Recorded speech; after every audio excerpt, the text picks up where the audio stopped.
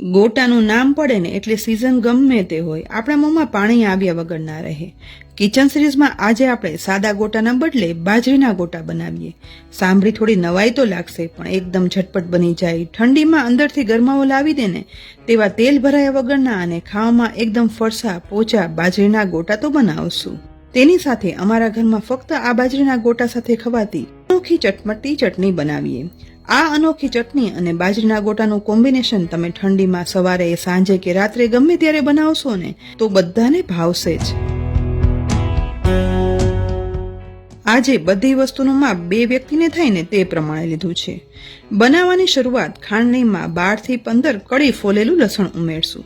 લીલું લસણ તો આપણે પછી ઉમેરવાના છીએ પણ અહીં વધારે પ્રમાણમાં ઉમેરાતું સૂકા લસણની હાર્ડ ફ્લેવરની બાજરીના આ ગોટામાં એક ખાસ મહત્વ છે. તેની સાથે 2 તીખા લીલા મરચાના ટુકડા ઉમેરી દઈશું. આ બંનેને હવે ખાંડણીમાં વાટી લેવાના છે. આમ તો મિક્સરમાં પણ લસણ મરચાની પેસ્ટ બનાવી શકાય છે પણ આ બાજરીના ગોટામાં જો લસણ મરચા વાટી અને ઉમેરશો ને તો એક અદ્ભુત ફ્લેવર અને સ્વાદ સાથે આ ગોટા વધારે ટેસ્ટી બને છે. લસણ મરચા આવા અધકચરા ખંડાઈ ગયા છે તો તેમાંથી 1 ટીસ્પૂન જેટલા વાટેલા લસણ મરચા છે ને તે ગોટામાં ઉમેરવા માટે અલગ કાઢી લઈએ અને ખાંડણીમાં વધેલા 1 ચમચી જેટલા વાટેલા લસણ મરચામાં 2 ટીસ્પૂન જેટલું લાલ મરચું પાવડર સાથે અડધી ટીસ્પૂન જેટલું મીઠું ઉમેરી દઈએ. ફરી એક વખત વાટી લઈશું જેથી મીઠું અને લાલ મરચું પાવડર છે ને તે વાટેલા લસણ મરચામાં મિક્સ થઈ જાય.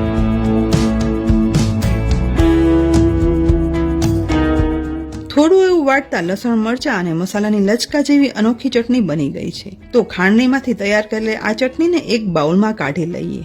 આ ચટણીનો ઉપયોગ કરી એક ચટપટી ચટણી બનાવીએ ને એ પહેલા બાજરીના ગોટા બનાવી લઈએ. તો તેના માટે એક મોટા બાઉલમાં 1 કપ બાજરીનો લોટ લઈશું. સાથે બાજરીના ગોટામાં બાઇન્ડિંગ પૂરતો જ એટલે કે 1/8 કપ જેટલો બેસન ઉમેરવાનો છે.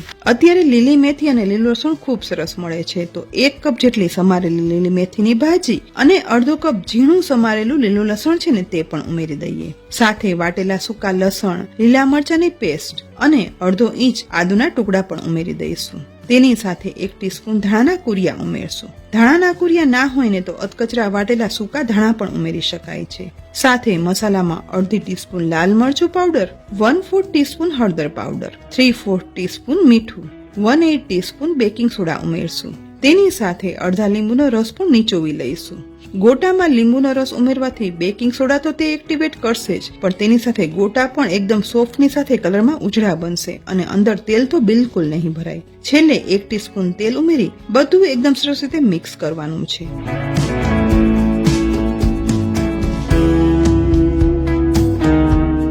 થોડું એવું મિક્સ થઈ જાય ને એટલે અડધો કપ પાણીમાંથી જરૂર પૂરતું પાણી ઉમેરતા જઈ ગોટા માટેનું મિશ્રણ તૈયાર કરી લેવાનું છે. ચોમાસામાં આપણે મેથી બેસનના ગોટા બનાવતા હોય છે પણ અંદરથી ગરમાવો લાવી અને શક્તિ આપનાર બાજરીના ઉપયોગથી બનતા આ મેથીના ગોટા એકદમ તેલ ભરાયા વગરના ફરસા બને છે જેથી શિયાળામાં બાજરી ખાવાની ના પાડતા બાળકો પણ આ ગોટા તો જરૂરથી ખાશે જ અને ભાવશે જ.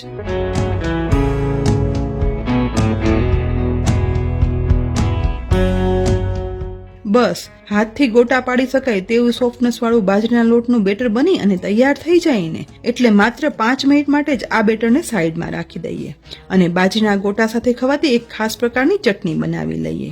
અહીં લસણ મરચાની વાટી અને લાલ મરચાનો પાવડર અને મીઠું ઉમેરી બનાવી રાખેલી કોરી ચટણી હતી ને એ લઈ લઈએ અને તેમાં અડધો કપ મોળું દહીં પણ ઉમેરી દઈએ. ત્યાર પછી તેમાં અડધી ટીસ્પૂન ધાણા જીરું પાવડર, અડધી ટીસ્પૂન ખાંડ ઉમેરી દઈશું. બાટેલી ચટણી, દહીં અને ઉમેરેલા મસાલા હવે બધું મિક્સ કરવાનું છે. બાજરાની કોઈ પણ વાનગી દહીં સાથે ખાવાની તો મજા જ આવે છે. એ જ રીતે દહીં લસણવાળી આ લસણની ચટણી સાથે બાજરીના ગોટા અમારા ઘરમાં ખવાય છે માટે મેં એ જ ચટણી બતાવી છે. બધું મિક્સ થઈ જાય ને એટલે બસ માત્ર થોડી એવી સમારેલી કોથમીર ઉપરથી ઉમેરી દઈશું અને ચટણીમાં મિક્સ કરી દઈશું. એકદમ ચટપટી દહીંની લસણવાળી ચટણી બની અને તૈયાર છે. તો બીજી સાઈડ ગેસની મીડિયમ ફ્લેમ પર તળવા માટે તેલ પણ ગરમ થઈ ગયું છે. તો થોડું એવું તેલ છે ને તે બાજરીના ગોટાના મિશ્રણમાં ઉમેરી દઈશું.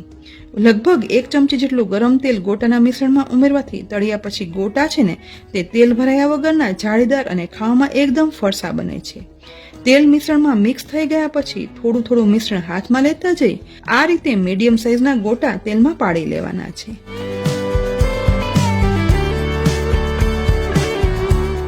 કઢાઈમાં સમાય તેટલા ગોટા પાડી લીધા પછી તેલમાં સહેજ જ વાર તળાતા તુરંત જ બધા ગોટા તેલમાં ઉપર આવી જશે. એટલે હવે ગોટાની સાઈડ ચેન્જ કરતી જવાની છે અને અંદર સુધી તળાઈ જાય ને ત્યાં સુધી જ આ રીતે સહેજ સહેજ ચલાવતા રહી અને તળવાના છે.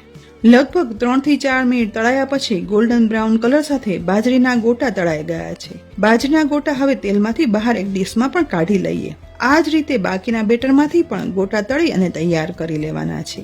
શિયાળામાં સવારે, સાંજે, નાસ્તામાં કે પછી જમવામાં દહીંની લસણવાળી સ્વાદિષ્ટ ખાટી મીઠી તીખી ચટણી અને ગરમા ગરમ બાજરીના ગોટા બનાવી અને પીરસશો ને તો બધાને બહુ જ ભાવશે અને વારંવાર બનાવવાનું કહેશે. ફ્રેન્ડ, શિયાળાની સાંજે બાજરીના ગોટા જરૂરથી બનાવજો. ઘરમાં બધાને ભાવશે જ. કોમેન્ટ બોક્સમાં પછી લખીને કહેજો કે ઘરમાં બધાને આ ગોટા ભાવ્યા કે નહીં. સાથે જ આ બાજરીના ગોટા અને ચટપટી ચટણીની રેસીપી કેવી લાગી? રેસીપી ગમી હોય ને તો લાઈક કરી અને શેર કરજો. સાથે જ અમારી યુટ્યુબ ચેનલ સબસ્ક્રાઇબ કરી અમારા ફેસબુક પેજને લાઈક કરી અને ફોલો કરજો. ફરી મળશું ઉપયોગી રેસીપી સાથે. ત્યાં સુધી આવજો.